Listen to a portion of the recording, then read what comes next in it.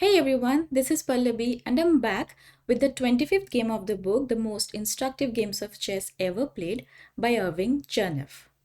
The game is called The Powerful Passed Pawns and it was played between Aganalian and Tigran Petrosian in 1945 in Tiflis, now known as Tbilisi. The opening in this game is the old Indian defense and it leads to a really instructive example of how strong pawns can decide a game. So without further ado, let's begin. So white started with d4. After d4, white is controlling the center and also controlling the c5 and the e5 square. Black played knight f6. With this knight, the knight is controlling the e4 and d5 square. And now white played c4. Black played d6, knight c3 developing towards the center, e5. Now white captured d takes e5, then black played d takes e5, and now white captured queen takes d8 with check on the king. Now king captured with the queen. With the queens off the board, castling rights no longer matter. The king is perfectly safe and ideally placed for the endgame. White played bishop to g5, developing the bishop while pinning the knight on f6. c6, preventing knight from playing knight d5, which puts pressure on the f6 knight. White played knight f3, developing and attacking the e5 pawn. Black played knight d7, developing and supporting the e5 pawn as well as the f6 knight. Now white castled on the queen side. With white develops with tempo, threatening knight takes e5 because the knight on d7 is pinned. King c7 moves away from the rook's file and unpins both d7 and f6 knight. Principle of unpinning. Unpin a piece when the pin restricts your position or prevents a key idea, and do it in the simplest way possible. White played e3. White's problems begin with this move. It aims to avoid pressure on the knight from bishop b4, but from here his position slowly falls apart, even though his moves still look reasonable. Was this single decision enough to lose the game? Perhaps e3 was better. But maybe white rejected it after seeing bishop b4, bishop takes f6, knight takes f6, and then knight takes e5, bishop takes e3, b takes e3, knight e4, knight d3, and then bishop e6, where black emerges with better game.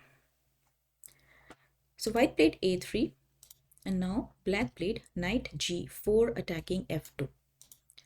White played bishop h4, supporting f2, f6, secures the e-pawn, freeing the knights while restricting white's queen bishop.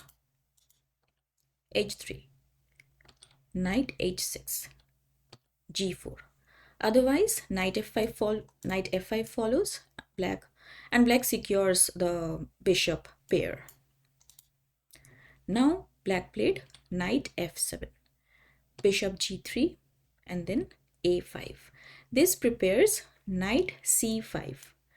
Played immediately knight c5, it would allow b4, chasing the knight away. So basically a5 is stopping b4 when black wants to play knight c5. Now white played knight d4, threatening knight e6 check. The pawn is pinned by the bishop. Now black played knight c5, e3. Now black played a good move, knight d6. This move carries a real threat, but not the capture of the knight. After e takes d4, then again e takes d4, now the knight will be in danger, and when the knight moves away, then white can push c5 and get the d6 knight and wins the piece back. So the danger is here is purely positional. So here white played knight c2. Now guess what black played? You can pause the video and think. Okay. So here black played knight de4. The knight invades, threatening knight takes c3 and knight takes g3, both of which damage white's pawn structure. Now, knight takes e4. Knight takes e4, bishop h4. White tries to avoid the bishop trade, but rook g1, accepting it, was likely better. g5, bishop g3, and now black played h5. A strong Zwischenzug, which is an intermediate move. The threat of h takes g4 wins a pawn, forcing white to capture first and opening a file for the black king's rook.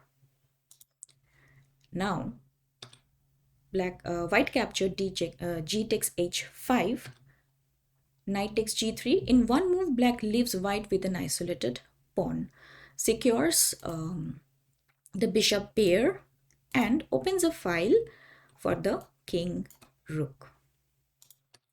White captured, and then black captured rook takes h5. Bishop to g2. The bishop steps out, but only briefly. Bishop e6, attacking the c4. Bishop f1, supporting c4. a4, fixes white's pawn on the queen side. Rook d2, bishop to c5, rook f2, and now black played f5. Now black has more active pieces, strong kingside pressure, better coordination, clear attacking ideas. White is defending passively, lacking activity, slightly cramped with limited counterplay. Now white played rook g1. And then black played rook h8, doubling up the rooks on the h file.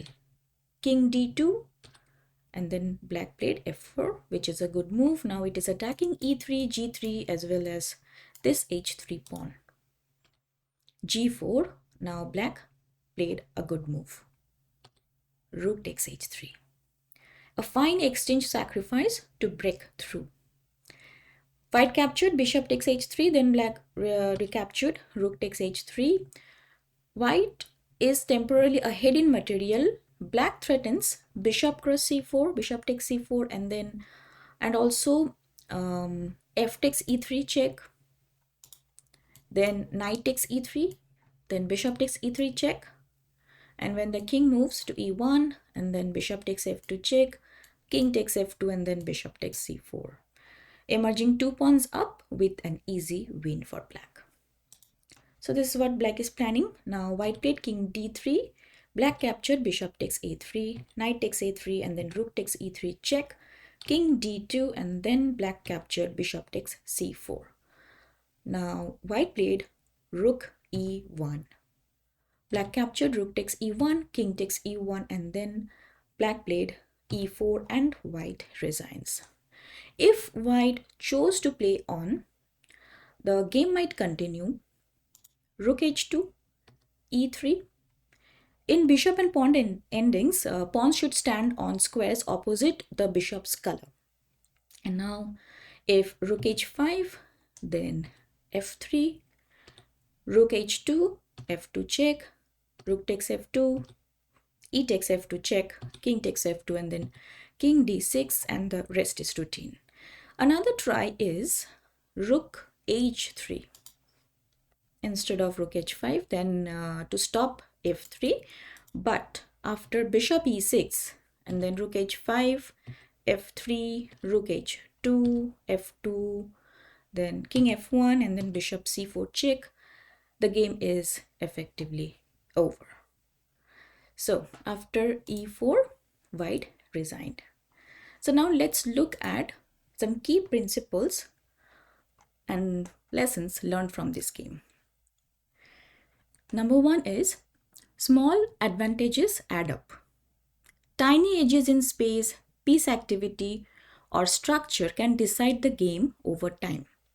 Number two, convert pressure at the right moment.